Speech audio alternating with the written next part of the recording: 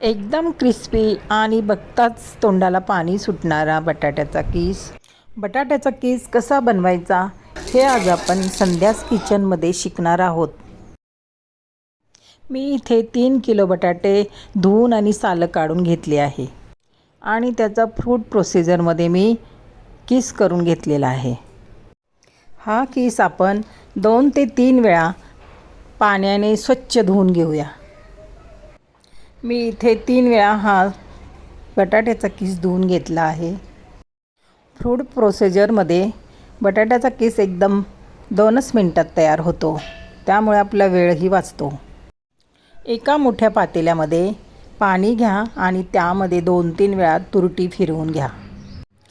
तयार केलेला सर्व कीस ह्या पाण्यामध्ये घाला आणि रात्रभर झाकण ठेवून मस्त झाकून ठेवा आणि सकाळी हा कीस तुम्ही पुन्हा 2 ते 3 पाण्याने स्वच्छ धुवून घ्या.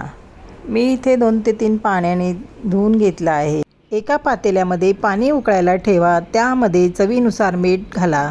उकळी आल्यानंतर त्यामध्ये थोडा थोडा बटाट्याचा कीस घाला.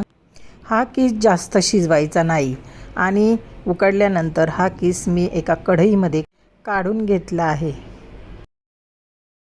आता हा सर्व कीस मी एका प्लास्टिकवर उन्हामध्ये वाळवायला घातलेला आहे. हा कीस 2 ते 3 दिवसामध्ये एकदम कडक वाळून तयार होतो. मी एका मोठ्या प्लास्टिकवर सर्व कीस वाळवायला उन्हामध्ये घातला आहे आणि तो गरम असल्यामुळे मी त्याला एका चमच्याच्या साहाय्याने पसरून घेत आहे. जर ऊन जास्त असेल तर बटाट्याचा कीस वाळायला 2च दिवस लागतात आणि तो एकदम कडकडीत वाळला जातो.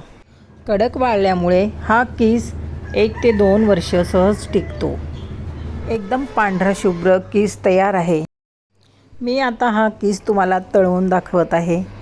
तळल्यानंतर एकदम कुरकुरीत आणि पांढरा शुभ्र फुगलेला कीस तयार होतो. या किसापासून तुम्ही उपवासाचा चिवडा आणि उपवासाची भाजी करू शकता. ही भाजी पण खूप सुंदर लागते.